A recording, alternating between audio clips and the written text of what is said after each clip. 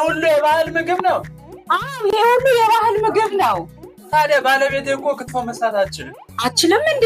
ታዲያ እኔ ሰርቼ ለምን አላሳይህም? እሺ ይኸውልህ በመጀመሪያ እንደዚች አይነት ጣባ እናዘጋጃለን።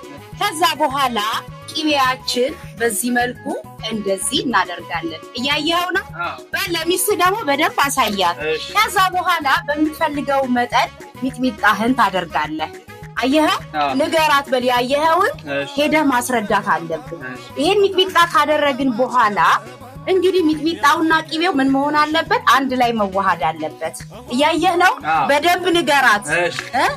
ልታይን አይደል የመጣኸው? ከዛ የከተፍነውን ክትፎ እዚህ ላይ እናደርጋለን። እይ በደንብ ሚስቴ አችልም ብለኸኛል አይደል? ይኸውልህ እንደዚህ እናደርግና ቅቤው ሚጥሚጣውና ክትፎ ምን መሆን አለበት? አንድ ላይ መዋሃድ አለበት። እያው በደንብ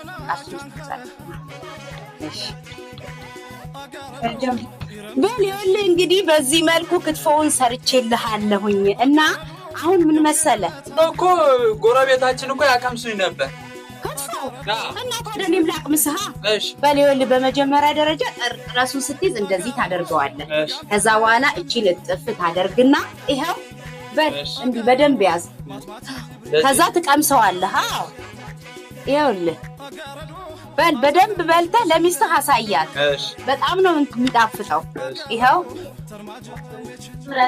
ቆጮ በል። አሁን ምን መሰለህ እሱን ክትፎ ብላና 10 ኪሎ ስጋ የሚከተፋለኝ እሱን ትከትፋለህ። እና 10 ኪሎ ልከትፍ ምን ባልመጣ ባለ ይሻለኝ ነበር።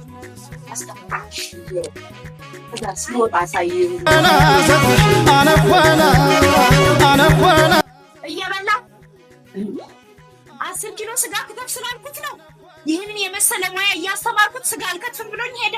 እኔ ከትፈዋለሁ፣ ምንም ችግር የለውም። እንዴ ራሴ በልቼ ከትፈዋለሁ ምንም